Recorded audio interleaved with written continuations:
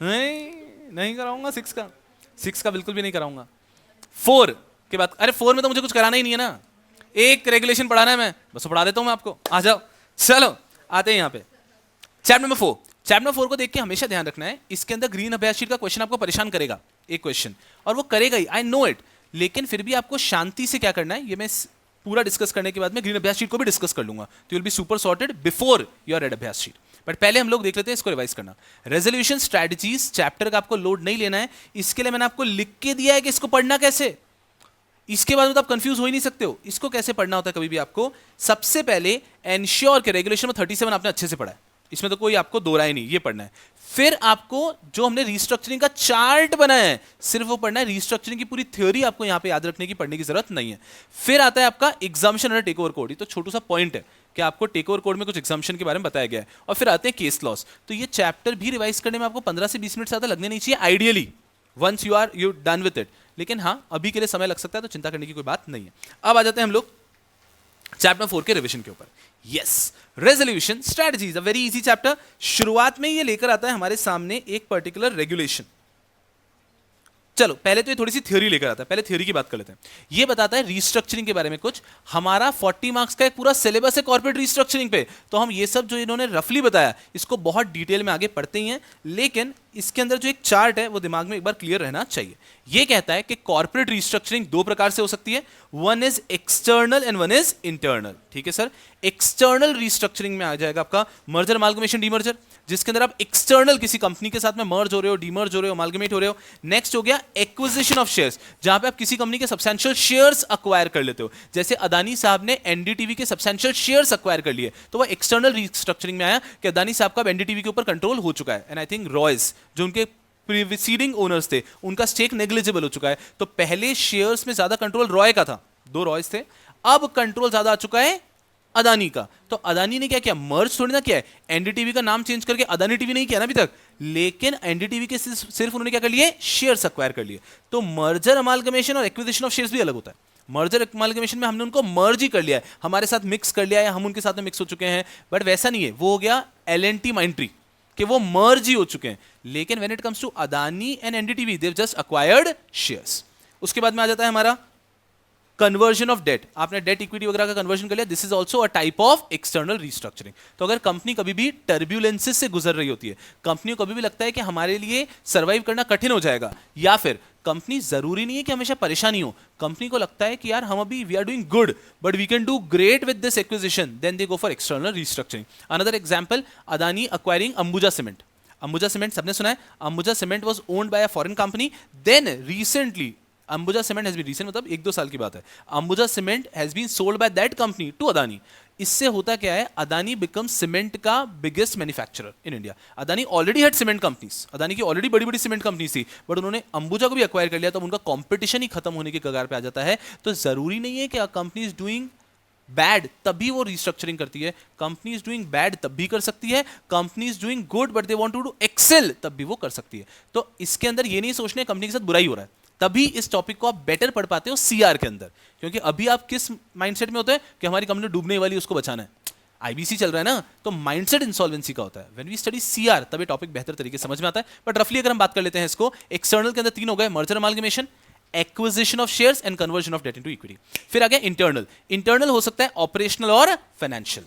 Operational के अंदर आप बिजनेस चेंजेस कर रहे हो, कि हमारे बिजनेस करने का तरीका चेंज कर रहे हो, हम बिजनेस पहले सिर्फ इंडिया में कर रहे थे, अब इंडिया के बाहर करना चाह रहे हैं, हम बिजनेस पहले पूरा लेबर इंटेंसिव कर रहे थे, अब हम कैपिटल इंटेंसिव करना चाहते हैं, हम बिजनेस पहले 4 प्रोडक्ट में कर रहे थे, अब हम 40 प्रोडक्ट में करना चाहते हैं, और वाइसा वर्सा। ये सब होते हैं ऑपरेशनल रीस्ट्रक्चरिंग, जिसमें फाइनेंशियल चेंजेस नहीं कर रहे, लेकिन हमारे बिजनेस करने का तरीका बदल रहे हैं, ऑपरेशनल चेंजेस। फिर आते हैं फाइनेंशियल चेंजेस। फाइनेंशियल रीस्ट्रक्चरिंग के अंदर हम बात कर लेते हैं डेट और इक्विटी। इसके अंदर डेट वाले और इक्विटी, फिर इक्विटी में सिर्फ 3 है। इक्विटी में 3 कौन से हो जाते हैं, alteration of share capital, redemption of share capital and buyback. ये चार्ट जो है, ये चार्ट आपको याद होना चाहिए बस। अब ग्रीन अभ्यास शीट का एक जो क्वेश्चन है, उस क्वेश्चन में आपको बस इस चार्ट को एक्सप्लेन करना है। अब क्यों स्टूडेंट को प्रॉब्लम आएगा समझना, इट इज समथिंग लाइक, ये चार्ट आपसे एग्जाम में वो 3 मार्क्स के लिए भी पूछ सकते हैं, ये चार्ट आपसे एग्जाम में वो 5 के लिए भी पूछ सकते हैं, 6 के लिए भी पूछ सकते हैं। तो आपको ये समझना होगा कि हर एक पॉइंट पे मैं एक्सप्लेनेशन कितना दूं, मुझे हर एक पॉइंट पे सिर्फ 3-3 लाइन लिख के रुकना है या मुझे हर एक के ऊपर 4-4 5-5 लाइन लिखनी है, ये आपको हमेशा मॉड्यूलेट करना होगा। And I am telling you, वो 3 मार्क्स के लिए पूछ सकते हैं कि रिस्ट्रक्चरिंग के बारे में बताओ 3 मार्क्स के लिए, तब भी आपको देना होगा सब कुछ। तो आपको एक्सप्लेन करना होगा कि मुझे फिर सबको ये डेट इक्विटी इनको एक्सप्लेन करने की जरूरत नहीं है, बस बता दिए 3 टाइप के होते हैं, खत्म हो जाएगा। तो यू हैव टू एंश्योर कि आप इस प्रकार से उसको आप पे मॉड्यूलेट कर पाओ। फर्दर एज आई सेड कि सीआर में इसके ऊपर पूरा एक चैप्टर है, चैप्टर नंबर 2, 30-40 पेज का एक चैप्टर जो सिर्फ यही बात करता है कि क्या होता है, फिर डीमर्जर और अमालगमेशन में क्या डिफरेंस है, अमालगमेशन और मर्जर में क्या डिफरेंस है, स्पिन ऑफ क्या होता है, स्प्लिट ऑफ क्या होता है। तो वहां पे ये सब बहुत डिटेल में कवर हो ही जाता है, बट आपको यहाँ पे ओवरव्यू पता होना चाहिए। ये पढ़ाने का भी एक ही पर्पस था, मैं अदरवाइज ये स्किप ही करा देता ना कि सीआर में पढ़ लेंगे। एक ही पर्पस था कि आपके ग्रीन अभ्यास शीट का एक क्वेश्चन है जिसके अंदर आपसे तकरीबन 5 मार्क्स के लिए ये पूरा लिखने के लिए बोला गया है। So you should frame an answer today only. अभी आपके पास एक आंसर फ्रेम्ड होना चाहिए कि 5 मार्क्स के लिए ये आया तो मैं क्या लिखूंगा, क्या लिखूंगी। उससे होगा ये कि ओपन बुक एग्जामिनेशन के अंदर तो आप वो बुक लेके जा सकते हो ना, तो अगर आपको पूछ लिया समराइज करके आना है तो आपके पास ऑलरेडी एक समराइज वर्जन होगा। फर्दर मैं आपको मॉडल आंसर तो दूंगा ही, तो जो बच्चों को खुद से लिखना नहीं जमेगा मेरे मॉडल आंसर को बाद में कॉपी कर सकते हैं। तो you have a summarise version कि पूरा रिस्ट्रक्चरिंग अगर हमें 4-5 मार्क्स के लिए लिखना है तो हम कैसे लिखेंगे, तो you have some fair idea about it. That was the purpose of that. क्या ठीक है, ये सबसे पहली चीज हो जाती है। यहां पर अगर हम इसको देखते हैं तो ये बताते हैं हमको, इसके ऊपर आएंगे 37 के ऊपर। उसके पहले रिस्ट्रक्चरिंग एक्सटर्नल इंटरनल।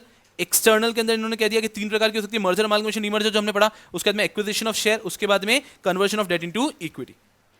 उसके बाद में इंटरनल आ गया, ऑपरेशनल फाइनेंशियल हमने पढ़ा, ऑपरेशनल रिस्ट्रक्चरिंग आ गया, रेजोल्यूशन प्लान डेमोन्स्ट्रेट क्या करता है ये आ गया कि रेजोल्यूशन प्लान कैसा होना चाहिए।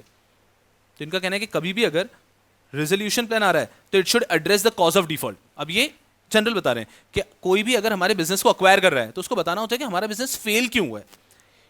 आप इसको फीजिबल और वायबल तरीके से अक्वायर कर पाओगे। It has provision for its effective implementation, कि आपका जो प्लान है उसको आप इंप्लीमेंट भी कर पाओगे। It has provision for approval, कि अगर कोई भी अप्रूवल की रिक्वायरमेंट है तो वो भी मिल जाएगा। And the resolution applicant has the capacity to implement the resolution plan. ये ज्यादा रेलेवेंट होते हैं, सुनना अच्छे से, ये क्यों यहां पे लिखा है। जिन कंपनीज को अक्वायर करते समय फाइनेंस की जरूरत नहीं है, जिन कंपनीज को अक्वायर करते समय ऑपरेशनल चेंजेस करने हैं, तो कभी कभी रेजोल्यूशन प्लान में भी ये सब होता है। जैसे कि Kodak, it was killing it in the market, camera का वगैरह, it was killing it one sided, and suddenly जैसे स्मार्टफोन्स आए वो यहां से यहां खत्म हो गई कंपनी। Nokia was killing it in mobile segment, smartphones आए वो सीधे खत्म हो गई। तो कहने का मतलब है कुछ बिजनेसेस के पास में प्रॉब्लम पैसे की नहीं थी, प्रॉब्लम ऑपरेशनल रिस्ट्रक्चरिंग की हुई। तो अगर कोई व्यक्ति ऐसी कंपनी जो कि डूब रही है, जो कि इंसॉल्वेंसी के लिए फाइल हुई है, बट उनका मेन प्रॉब्लम पैसा नहीं रहा है, रेजोल्यूशन एप्लीकेंट को पता है इनका मेन प्रॉब्लम इनका बिजनेस करने का तरीका रहा है। Bajaj was killing it scooters के सेगमेंट में, लेकिन जैसी बाइक्स आई उसके बाद में बजाज टुक अ वेरी, एक फेज था बजाज के लिए कठिन हो गया था, बजाज की फैक्ट्रीज बंद हो रही थी। फिर बजाज गॉट इनटू मोटरसाइकिल्स वापस, तो फिर बजाज ने बहुत सारी मोटरसाइकिल्स लॉन्च की and it got back. Bajaj का स्कूटर वन टाइम पे ऐसा चलता था वेटिंग पे, मान लीजिए वो स्कूटर 6000 का था तो वो 12000 में मिलता था, क्योंकि 6000 में तो आप जाके वहां से ले सकते हो, बट 2-2 साल की वेटिंग है, तो फिर आप उसको 12000 में बाहर मार्केट से खरीदते हो। माय गुडनेस, ये बजाज का क्रेज था। लेकिन बजाज ने फिर मोटरसाइकिल्स इंट्रोड्यूस नहीं की, दूसरों ने मोटरसाइकिल्स इंट्रोड्यूस कर ली। दे थॉट कि नहीं हमारा स्कूटर का क्रेज रहेगा चेतक वगैरह, बट देन दे रियलाइज कि नहीं चलेगा, फिर they started motorcycle. The point is कभी कभी बात पैसे की नहीं है, बात ऑपरेशनल रिस्ट्रक्चरिंग की है। तो ऐसे भी रेजोल्यूशन प्लान आते हैं, वहां पे उस व्यक्ति का प्लान एक्सेप्ट किया जाएगा जो व्यक्ति अच्छे से क्या एड्रेस कर रहा है, कॉज ऑफ डिफॉल्ट, जिसने पकड़ लिया है सीओसी के हिसाब से, हाँ इसको समझ में आ गया कि हमारी कंपनी क्यों फेल हो रही है, which is feasible and viable, और हाँ ये हमारी कंपनी को आगे लेके जा सकता है, which has provision for its effective implementation, कि उसका जो प्लान है वो इंप्लीमेंट भी कर पाएगा, सिर्फ कहने का प्लान नहीं है। Next is it has provision for approval, कभी कभी सीसीआई वगैरह के अप्रूवल की भी इशू आएगा, तो ये अप्रूवल के भी प्रोविजन को लेकर आया कि जो अप्रूवल है वो भी मिल जाएगा। And the applicant has the capability also, कि एप्लीकेंट कैपेबिलिटी भी रखता है। ये रेजोल्यूशन प्लान के लिए अहम चीजें हो जाएगी अगर company suffering from operational issues, इसलिए इन्होंने ऑपरेशनल रिस्ट्रक्चरिंग के अंदर दे दिया। फिर आते हैं फाइनेंशियल रिस्ट्रक्चरिंग। ठीक है, जनरल बात कर दी कि फाइनेंशियल रिस्ट्रक्चरिंग कैसी कैसी हो सकती है। फिर उन्होंने बताया फाइनेंशियल रिस्ट्रक्चरिंग आप पुअर फाइनेंशियल परफॉर्मेंस, जो आपका डेट इक्विटी, आपका डेट बहुत है और उसको आप संभाल ही नहीं पा रहे हो, जैसे कि अरे हाँ ये एक और अलग ही गेम है, रिविजन में I don't want to discuss it so much, but debt is a double edged sword. ये लाइन पढ़ी होगी आपने, debt is a double-edged sword because debt has the power to magnify your profits and debt has the power to reduce your loss, magnify your losses also. आपके profits हैं तो उसको भी date magnify करता है, और आपके लॉसेस हैं तो डेट उसको भी मैग्नीफाई कर देता है। That is why debt is a double edged sword. जब तक आप डेट यूज कर प्रॉफिट में हो तब तक तो मजे करते हो आप, लेकिन जैसे ही आप लॉसेस में जाओगे आप पागल हो जाओगे। अदानी साहब अदानी साहब की company was the highest leveraged company, 90% debt से वो बिजनेस कर रहे थे, लेकिन वो क्यों ही वो सक्सेसफुल? बिकॉज उनका प्रॉफिट भी बहुत ज्यादा हो रहा था। लेकिन अगर कोई कंपनी लॉस मेकिंग में है तो आप समझो लॉस भी बेयर करना है और डेट पे इंटरेस्ट भी देना है। लेकिन अगर प्रॉफिट मेकिंग कंपनी तो क्या है कि हाँ इंटरेस्ट देना है 7, 8, 9, 10% और बचा हुआ पूरा प्रॉफिट आपका है। तो debt is a very risky thing. तो ये वही बात है यहाँ पे कि अगर आपको लगता है कि आपका डेट को कम करना है तो आप कर सकते हो। टू एड्रेस एक्सटर्नल कंपटीशन तो भी आप डेट रेज कर सकते हो। आपके हिसाब से डेट रिस्ट्रक्चरिंग कर सकते हो कि कंपटीशन से फाइट कैसे करेंगे, बहुत सारा पैसा मिल गया तो कर लेंगे। टू रीगेन मार्केट शेयर, कि आपको अपना मार्केट शेयर रीगेन करना है, उसके लिए आप पैसा कलेक्ट कर सकते हो। To seize emerging market opportunities, आपको लगता है अभी समय है, अभी अपॉर्चुनिटीज है। अभी अदानी साहब ने लेटेस्ट एक पोर्ट अक्वायर किया फॉरेन में, टेंजिंग नहीं, नाम का अलग ही प्रॉब्लम है। सो एक कंट्री है उसमें उन्होंने पोर्ट अक्वायर किया अभी recently. It is going to kill it. उनका इतना स्ट्रेटेजिक लोकेशन से उन्होंने पोर्ट को अक्वायर किया है वहां पे that we can not even imagine ऐसा है। और वहां पे एक पर्टिकुलर टाइप के ड्रग का बहुत एक्सट्रीम इंपोर्ट एक्सपोर्ट होता है, एक्सट्रीम। इंडिया में इलीगल है, बहुत जगह तो लीगल भी है ना। So it gives revenue, insane revenue. So जब तक आप उस प्रकार के बिजनेसेस कर पा रहे हो that you going to make बहुत सारा पैसा, तो उस केस में आपको डेट से डर नहीं लगता, क्योंकि 10-12% का इंटरेस्ट पे करना आपके लिए छोटी बात है। But when you get into losses it is difficult. तो कभी कभी एक टाइम होता है तो उनको लगता है कि यही 5-10 साल है। अरे अदानी साहब का नाम आपने पिछले 10 सालों में तो सुना है। 10 साल पहले अंबानी साहब अकेले ही तो थे। अदानी साहब का नाम ही अभी आया है, उन्होंने सडनली ही स्किल्ड इट। अगर उनके आप नेटवर्थ का मैग्नीफाइंग देखोगे वो 10 साल में हुआ है। 10 साल में सन सन सन सन एकदम तूफान। तो ही अंडरस्टूड कि this is the right time, अभी अपन को ग्रोथ करनी है मल्टीफोल्ड। तो अगर सही टाइम, उसी टाइम में पैसे की जरूरत है तो ही टुक लोन। तो कहने का मतलब है to seize emerging market opportunities. Opportunities wait थोड़ी ना करेगी, जब आइए तभी फोड़ो। उसके बाद में आ जाता है डेवलपमेंट ऑफ कोर कंपिटेंसी। हमको लगता है हमारा मेन एरिया जो है हम उसको और डेवलप करना है, उसके लिए पैसे चाहिए। ये सब बता रहे हैं कि आपको पैसे क्यों चाहिए, हो सकते हैं, कुछ खास बात नहीं है।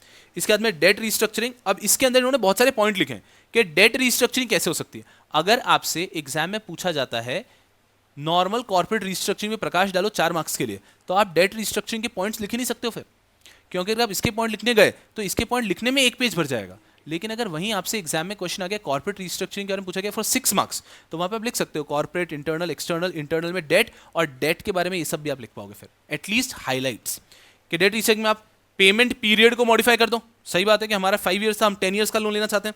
Conversion of debt into some other instruments, waiver of part of principal interest, कि हम आपका जो 10 करोड़ का था 10 करोड़ तो नहीं दे पाएंगे, 8 करोड़ दे रहे हैं, लेना है क्या, ये कर सकते हैं। Modification in security of secured financial creditor of the corporator. हाँ, याद आ रहा है क्या? हमने किसी को मॉर्गेज के रूप में एक प्रॉपर्टी दी है 10 CR की, उससे लोन ले रखा है सिर्फ 2 CR का, तो हम यहां पर इसी प्रॉपर्टी के अगेंस्ट और लोन भी तो ले सकते हैं। तो ये भी एक ऑप्शन रहता है। उसके बाद में मॉडिफिकेशन क्रेडिट लिमिट्स, आपके ओवरड्राफ्ट वगैरह के लिमिट्स हो गए। नेक्स्ट 3 पॉइंट जबरदस्ती, restructuring of secured long term borrowing, restructuring of unsecured long term borrowing, restructuring of short term borrowing. ये तो कोई भी व्यक्ति लिख देगा ना, प्रैक्टिकली क्या है, restructuring of long term borrowing, restructuring of short term borrowing, restructuring of secured long term and unsecured long term. Short term generally ऐसे सिक्योर्ड अनसिक्योर्ड नहीं होता है, शॉर्ट टर्म जनरली अनसिक्योर्ड होता है जनरली। तो उन्होंने उसके अंदर बाइफर्केशन किया नहीं है। आपको यहां तक की जो चीजें, ये जो मैंने सिर्फ हेडिंग बोली है, और इक्विटी रिस्ट्रक्चरिंग के 3 नाम याद होने चाहिए, alteration of capital, reduction of capital and buyback. अगर आपको ये चार्ट याद है तो आप कोई भी क्वेश्चन को हैंडल कर पाओगे। पूरी क्लास का फोकस यहां पे वापस एक बार, कॉर्पोरेट रिस्ट्रक्चरिंग 2 टाइप की हो रही है यहां पे, इंटरनल और एक्सटर्नल। एक्सटर्नल में 3 चीजें बोलती है, बताओ क्या है? मर्जर, अमालगमेशन, डीमर्जर वगैरह। दूसरा acquisition of shares and debt into equity. Internal 2 type का हो जाएगा, ऑपरेशनल एंड फाइनेंशियल। ऑपरेशनल के अंदर हम बिजनेस करने का तरीका चेंज करते हैं, हम बिजनेस के प्रोडक्ट्स बढ़ा सकते हैं, प्रोडक्ट्स कम कर सकते हैं, हम जिस बिजनेस जिस एरिया में कर रहे थे वो एरिया चेंज कर सकते हैं, हमारा टाइप ऑफ टेक्नोलॉजी चेंज करते हैं। For example Tata motors is completely trying to switch towards EV, बाकी लोग थोड़ा थोड़ा हो रहे हैं, टाटा मोटर्स पूरा ईवी में स्विच होना चाह रहा है। तो ये बिजनेस करने का तरीका ही हो गया उनका। सो कहने का मतलब ये है कि आप ऑपरेशनल रिस्ट्रक्चरिंग के बहुत सारे टाइप्स हो सकते हैं। तो बिजनेस को बढ़ाना, कम करना, किस एरिया में करना है, इंडिया के बाहर करना है, एक्सपोर्ट चालू करना है, नहीं करना, ये सब हो सकता है। जो रॉ मटेरियल्स आप कहीं से अक्वायर कर रहे थे वो अब आप इन हाउस बनाने की कोशिश करोगे, ये सब ऑपरेशनल रिस्ट्रक्चरिंग के अंदर फिट इन होते हैं। फिर आ गया फाइनेंशियल रिस्ट्रक्चरिंग। फाइनेंशियल रिस्ट्रक्चरिंग मतलब आप कहीं ना कहीं डेट और इक्विटी के साथ में खेलोगे। फाइनेंशियल रिस्ट्रक्चरिंग के अंदर 2 हो जाएंगे, डेट रिस्ट्रक्चरिंग और इक्विटी रिस्ट्रक्चरिंग। इक्विटी रिस्ट्रक्चरिंग में 3 आ जाएंगे, alteration of capital, reduction of capital and buyback. और डेट रिस्ट्रक्चरिंग के कोई भी पॉइंट अगर 4-5 बोले, हमारा मैच्योरिटी पीरियड चेंज करना है, हमारे अमाउंट कोई वीवर वगैरह कर रहे हैं, सिक्योरिटी इंटरेस्ट को चेंज कर रहे हैं, आखिरी के 3 पॉइंट ले लेता हूं मैं रिस्ट्रक्चर करना चाह रहा हूं मेरे long term secured boring, restructure करना चाहता हूं long term unsecured boring, restructure करना चाहता हूं मैं short term borrowing. Easy peasy over. तो ये चार्ट सबको कंठस्थ होना चाहिए। अभी गेटिंग, और बहुत इजी है, जबरदस्त, ऐसे कोई डिफिकल्ट बात भी नहीं है। अब आता हूं मैं इस चैप्टर के सबसे अहम पार्ट पे। इस चैप्टर का जो सबसे अहम पार्ट है that is regulation number 37 sorry, हाँ आई से 36 वेरी ऑफन, रेगुलेशन नंबर 37। ये कहाँ गया पेज नंबर, बताओ ना मुझको, सेकंड पेज पे है ना, कहाँ चला गया?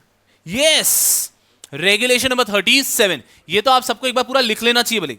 37 इस चैप्टर का सबसे अहम पार्ट है, पूछा जा सकता है बिल्कुल। अब सिर्फ 37 पढ़ाने के लिए उन्होंने पूरा चैप्टर लाए, तो 37 is certainly important. What is 37? 37 simply says कि कोई भी, अब आईबीसी पे वापस आ जाओ, आईबीसी पे regulation number 37 of CIRP regulation says that, it says कि अगर कोई भी रेजोल्यूशन प्लान सबमिट कर रहा है तो उस रेजोल्यूशन प्लान में क्या क्या हो सकता है बताओ। तो ये बस एग्जाम्पल दे रहे हैं कि रेजोल्यूशन प्लान में क्या क्या हो सकता है। These are merely examples, ideas कि रेजोल्यूशन प्लान में ये सब हो सकता है। Resolution plan can provide for, again पहले तो first line, a resolution plan shall provide for the measures as may be necessary, जैसी जरूरत है वैसे मेजर्स आपको प्रोवाइड करने फॉर इंसॉल्वेंसी रेजोल्यूशन, कि सीडी का इंसॉल्वेंसी रिजॉल्व हो जाए, ठीक है। For maximisation of value of assets, आपको ऐसे मेजर्स बताने हैं जो कि नीड है सीडी की, जिससे कि सीडी के असेट्स मैग्नीफाई हो पाएंगे, वैल्यू मैग्नीफाई हो जाए, including but not limited to, मतलब हम कुछ एग्जांपल दे रहे हैं, including these measures you can use these but we are not restricting resolution plan to these. In your resolution plan you can write anything, so the measures include but not restrict to these things. पहला, transfer of all और part of the assets to one or more person, हमने सारे के सारे assets one or more person को transfer कर दिए। Second, sale of all और part of the assets whether subject to any security interest और नॉट। 52 में जिन लोगों ने अपने, सेक्शन 52 ऑफ आईबीसी, जिन लोगों ने अपने असेट्स को रिलिंक्विश कर दिया है वो असेट्स को भी हम सेल ऑफ कर सकते हैं, सिक्योरिटी इंटरेस्ट वाले भी, और जिन पे सिक्योरिटी इंटरेस्ट था ही नहीं उनको तो हम वैसे भी सेल ऑफ कर सकते हैं। सिर्फ वो असेट को हम सेल ऑफ नहीं कर सकते जो लोगों ने क्या कर लिया है, रियलाइज कर लिया, उनको हम सेट ऑफ सेल कैसे करेंगे। Next, restructuring of CD by merger, amalgamation, demerger, मस्ती से। उसके बाद में C, substantial acquisition of shares, जो हमने एग्जांपल लिया अदानी एनडीटीवी का। उसके बाद में आ गया कैंसिलेशन और delisting of share, you can even write in the resolution plan that we are ready to acquire but then we want to delist, fair. उसके बाद में सेटिस्फैक्शन और मॉडिफिकेशन ऑफ सिक्योरिटी इंटरेस्ट, आपका जो चार्ज है उसको आप सेटिस्फाई कर सकते हो, मॉडिफाई कर सकते हो। क्योरिंग और waiving of any breach of terms of the debt, कि कोई भी डेट है उसके जो ब्रीच हुए हैं उसको हम क्योर या वेव करने को कह रहे हैं कि यार ये सब आप माफ कर दो हमको, कि आपका जो हमें आपका लोन देना बाकी है 5 लाख का, उस पर आपने 2 लाख की पेनल्टी लगाई है, वो तो हम नहीं दे सकते, वो माफ कर दो। ऐसा भी हम रेजोल्यूशन प्लान में लिख के दे सकते हैं। उनको अच्छा लगा तो वो अप्रूव करेंगे ना, हम लिख के तो कुछ भी दे सकते हैं।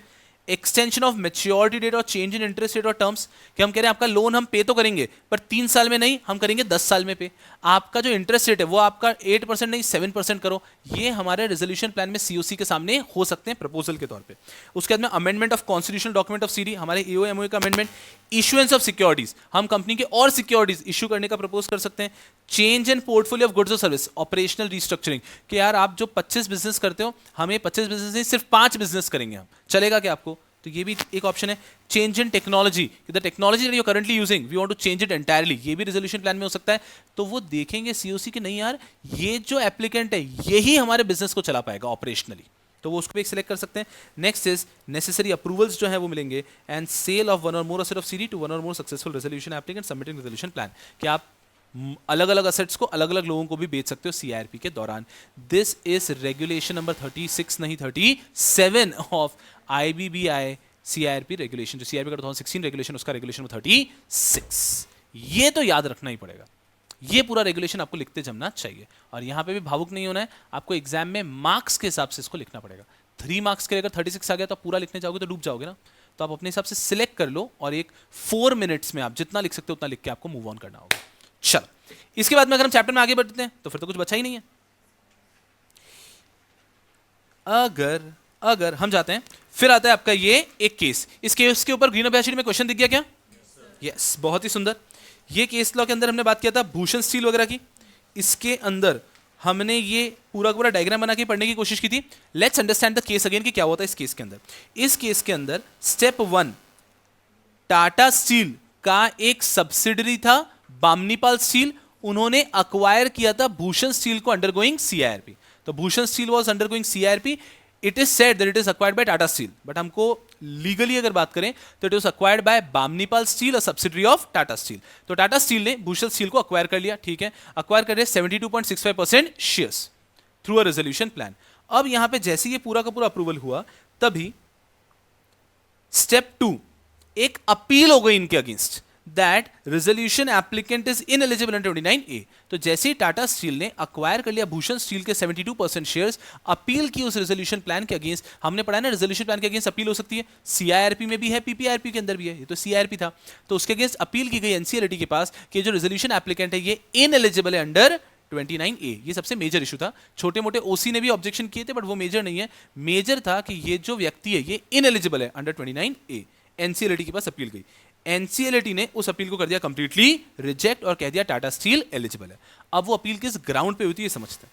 अपील इस ग्राउंड पे हुई थी कि टाटा स्टील का एक यूके का सब्सिडरी है टाटा स्टील यूके, ठीक है, उन्होंने यूके में कोई ऑफेंस किया था which was punishable with imprisonment of 12 months. तो इस ग्राउंड पे इंडिया में अपील की गई कि हम 29A के अंदर कहते हैं कि इफ किसी को भी इंप्रिजनमेंट हो गया है तो व्यक्ति इनएलिजिबल हो जाएगा।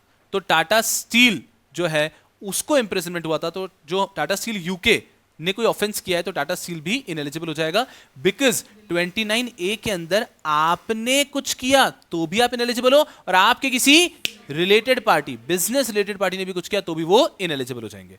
तो यहां पर एनसीएलटी बोला कि आपकी एक बात सही है कि आपने कुछ किया तो भी आप इनएलिजिबल हो जाओगे, आपके रिलेटेड पार्टीज ने कुछ किया तो भी आप इनएलिजिबल हो जाओगे, ये बात तो सही है, लेकिन आप जो कह रहे हो कि उस यूके वाली कंपनी ने एक ऐसा ऑफेंस किया which is punishable for 12 months, ये 29A में कवर नहीं होता है। Even in the specified act you should commit an offence which is punishable with 2 years, तब आप इनएलिजिबल होते हो। They are merely punishable with 12 months, तो वो इनएलिजिबल होते नहीं है। Are we understanding? जबरदस्त। इसको इस चार्ट की तरह से आपने बहुत सुंदरता से लिखा होगा तो ध्यान रखना, अदरवाइज ये जो जो छोटे छोटे नोट्स हैं ये आपके एग्जाम के टाइम पे आपको बहुत हेल्प करेंगे, फटाफट से आपको समझ में आ जाएगा, क्योंकि रिवीजन के अंदर ऑलरेडी आपने इसको इस तरह से पढ़ा है। थ्योरी पढ़ने का एक प्रॉब्लम है, थ्योरी भी पढ़नी पड़ेगी आपको, लेकिन थ्योरी पढ़ने का एक प्रॉब्लम क्या है कि जब आपका दिमाग खराब होता है तब आपको कुछ समझ ही नहीं आएगा। जब आपका एकदम ओवरहीट हुआ हुआ है दिमाग, तब आपको पढ़ा हुआ थियरी समझ में नहीं आएगा, लेकिन अगर आपके हैंड रिटन कुछ कंटेंट है, अरे हाँ, step 1 step 2 step 3 step 4, it will be understandable. तो ध्यान रखो। इसके बाद में एक छोटी सी इसके अंदर और आ गई कि सुनो ना, सेबी टेक ओवर कोड आके बोलता है कि यार इन्होंने तो 72% अक्वायर किया है, तो if any acquirer along with PSC intends to acquire more than 25% shares in the target company, then this acquirer has to first give an open offer। तो टाटा स्टील आपको ओपन ऑफर देना पड़ेगा। तभी आईबीसी ने आके बोला कि चिंता मत करो, टेक ओवर कोड के अंदर ये जो रिक्वायरमेंट आती है ओपन ऑफर की, उसके एग्जम्पशन में हम कवर होते हैं। तो यहां पे क्वेश्चन ये आया, प्रोविजन कहता है कि अक्वायरर ने अगर शेयर्स अक्वायर की 25% मोर टारगेट कंपनी, तो उसको पहले ओपन ऑफर देना पड़ेगा। उसका एक्सेप्शन है यहां पे, if resolution applicant acquires CD under IBC, open offer is not required। तो टाटा स्टील ने भूषण स्टील के 72% शेयर्स अक्वायर किए, फिर भी ओपन ऑफर देने की कोई जरूरत नहीं थी। It's a very well established takeover code का एग्जम्पशन कि अगर आईबीसी में कभी भी रेजोल्यूशन एप्लीकेंट CD के 50, 60, 70% शेयर्स भी अक्वायर करे तो भी उसको ओपन ऑफर देने की कोई जरूरत नहीं है। अच्छा, इसके बाद में अगर आगे जाते हैं तो ये वापस वही, this is nothing but regulation number 36 नहीं 37, ये रेगुलेशन नंबर 37 के ही सारे पॉइंट्स हैं, इन्होंने वापस उसको समझाने की कोशिश की। इसके बाद में आ जाता है हमारा ये सारा जो हमारा दूसरे चैप्टर के अंदर ऑलरेडी कवर्ड कंटेंट है, ये केस लॉस भी, contents of asset sale report, ये सब भी हमने रिपोर्ट्स के अंदर पढ़ लिए हैं पहले से। इसके अंदर अगर एक छोटू से पॉइंट को यहां पे स्पेसिफिकली पढ़ा देता हूं, when shall the liquidator distribute the proceed from realization to stakeholder, तो it simply says the liquidator shall not commence distribution before the list of stakeholder and the asset memorandum has been filed with NCLT, कि NCLT का asset memorandum आ जाना चाहिए। The liquidator shall distribute the proceed from realization within 90 days from the receipt of amount to the stakeholder। जैसे voluntary liquidation में आप एक 6 months का period पढ़ते हो, तो वहां पे ऐसे कहते हैं कि जब असेट सारे बिक गए उसके 6 मंथ्स में डिस्ट्रीब्यूशन हो जाना चाहिए। सीआईआरपी में कहते हैं कि जब सब हो गया उसके 90 डेज के अंदर डिस्ट्रीब्यूशन हो जाना चाहिए। लिक्विडेशन में 90 डेज के अंदर डिस्ट्रीब्यूशन हो जाना चाहिए, ऐसा from the receipt of the amount. Liquidation, voluntary liquidation में कहते हैं 6 मंथ्स में हो जाना चाहिए, वैसे ही नॉर्मल लिक्विडेशन में कहते हैं कि ये 90 डेज के अंदर हो जाना चाहिए, जब आपके सारे एसेट बिक चुके हैं तब से। उसके बाद में एंड में आ जाते हैं आपके कुछ केस लॉस और सब कुछ हो जाता है यहाँ पे एंड कुछ है ही नहीं। आते हैं हम लोग Y Shivram Prasad and others versus Dhanpal and others. ये क्या कह रहे हैं, इन्होंने इतनी सी बात बोली है, settlement can be done even during liquidation. यही आप लिक्विडेशन के टाइम पे भी सेटलमेंट कर दोगे चलेगा। तो ये क्या बात हुई, अरे ये क्या बात हुई, हमें क्या कंपनी को मारना थोड़ी ना, हमारा मेन पर्पस क्या है, देखो हमारा मेन पर्सन नहीं है, हमारा मेन पर्पस जो है ना वो है कंपनी को रिवाइव करना। तो वैसे तो हम लोग मोटिवेट करते हैं कि सीआईआरपी के दौरान ही आप कर लो ना सेटलमेंट, वेले में आ जाओ, लेकिन अगर कभी भी आपका लिक्विडेशन के दौरान भी सेटलमेंट हो रहा है, हमें कोई प्रॉब्लम नहीं है, हम लिक्विडेशन के दौरान भी सेटलमेंट अलाउ करते हैं। 230 वगैरह का एप्लीकेशन फाइल करके भी आप काम तो कर ही सकते हो। उसके बाद में नेक्स्ट केस आता है Swiss ribbons private limited and another versus union of India. ये उसी का कंटेंट है, आई थिंक देख लेते हैं। Whether CD can be acquired by any person during liquidation under section 230 and 232 of the act. क्या 230 232 के अंदर जब आप एक्विजिशन कर रहे हैं, 230 232 के अंदर एक्विजिशन होता है, बिल्कुल सही है, ड्यूरिंग लिक्विडेशन, तो क्या कोई भी व्यक्ति कर सकता है क्या? तो इनका कहना है कि नहीं, 29A के अंदर वो एलिजिबल होना चाहिए। मैं आपको याद करके बताता हूं, सीआईआरपी के दौरान रेजोल्यूशन प्लान कौन सबमिट कर सकता है? Only someone who is eligible under 29A। तो लिक्विडेशन के दौरान भी अगर कोई कंपनी को एक्वायर करना चाहता है तो उसको भी 29A में एलिजिबल होना कंपलसरी है। इसके बाद में अगर मैं बात करता हूं Edelweiss asset reconstruction company versus Bharati defence and infrastructure, the plan provided that the resolution plan applicant will sell the CD in 2 year. Very smart. क्या बात बोली इन्होंने कि उन्होंने एक रेजोल्यूशन प्लान सबमिट किया और रेजोल्यूशन प्लान में लिख के दिया कि हम सीडी को 2 साल में बेच देंगे। 2 साल में बेच देंगे, ये क्या बात हुई? हम अभी कर क्या रहे हैं, हम अभी बेच ही तो रहे हैं। तो यहां पर एनसीएलटी को रियलाइज हुआ कि ये तो हमको फुद्दू समझ रहे हैं, चेहरे पे जा रहे हैं ये लोग। हमको क्या ध्यान रखना है, we will not let anyone submit a plan which is effectively an extension of CIRP. This is effectively extension of CIRP. तो उन्होंने मना कर दिया कि ऐसा कोई भी प्लान हम एक्सेप्ट कभी भी नहीं करेंगे जिसके अंदर आप खुद ही कह रहे हो कि आप इसको 2 साल 3 साल में बेच दोगे। You have to pay the creditors immediately and acquire the company, और लेट समवन एल्स अक्वायर, और let the company get liquidated. And टिंग टिंग टाणा खत्म, टिंग टिंग टिंग खत्म हो जाता है सब कुछ यहाँ पे। आ हा हा हा हा, जी नहीं।